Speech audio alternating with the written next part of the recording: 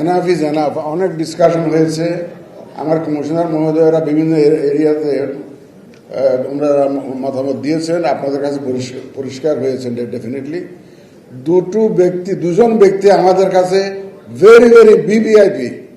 যদি কোনো আইন থাকতো আমি বিভিআইপি ঘোষণা করতাম এই মুহূর্তে। এটা হচ্ছে এক রিটার্নিং অফিসার আর এক প্রিসাইডিং অফিসার।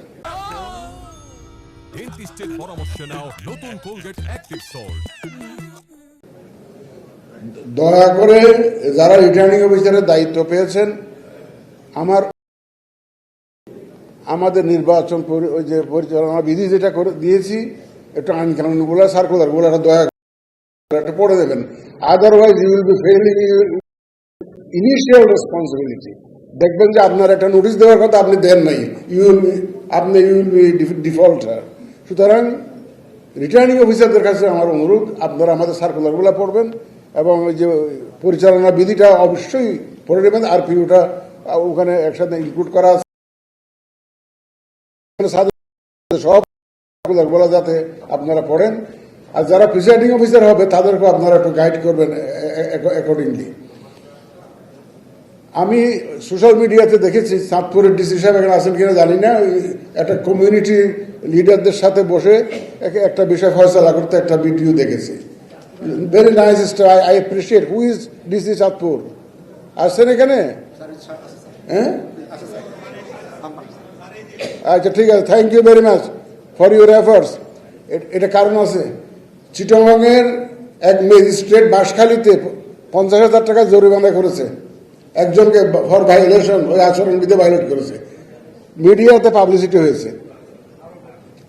আমরা দেখেছি ঢাকা শহর পোস্টারে ছেয়ে গেছে, ব্যানারে ছেয়ে গেছে।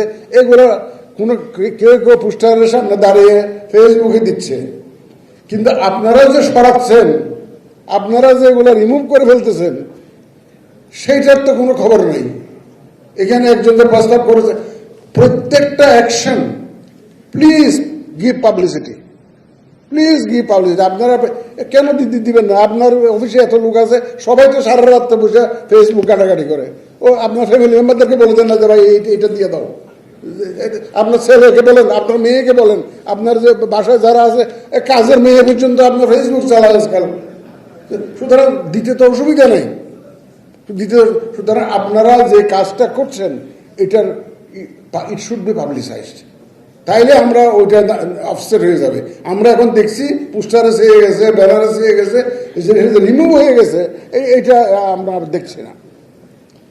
2 নম্বর হচ্ছে ভাই কমপ্লেন আস্তে আস্তে প্রতিনিয়ত কমপ্লেন আমাদের এখানে চলে আসছে। মানুষ জানে না যে কমপ্লেনটা রিটার্নিং অফিসারের কাছে করতে হয়, এজিস্ট্রেট রিটার্নিং অফিসার করতে হয়। Election commission has become a complain lodging centre, এরকম একটা সিচুয়েশন হয়েছে।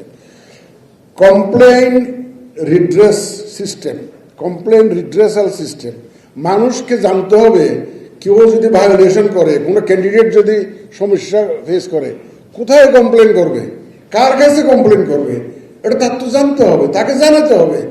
দয়া করে রিটার্নিং অফিসার এবং এসিস্ট্যান্ট রিটার্নিং অফিসাররা আপনাদের অফিসের সামনে টাঙাইয়ে রাখবেন। কারো যদি কোনো অভিযোগ থাকে, নির্বাচনী আচরণ বিধি ভঙ্গের অভিযোগ থাকে, কেউ কোনো প্রতিদ্বন্দ্বী প্রার্থী যদি আপনাকে হ্যারাস করে, দয়া করে এই নাম্বারে অমুকের কাছে কমপ্লেন করবেন।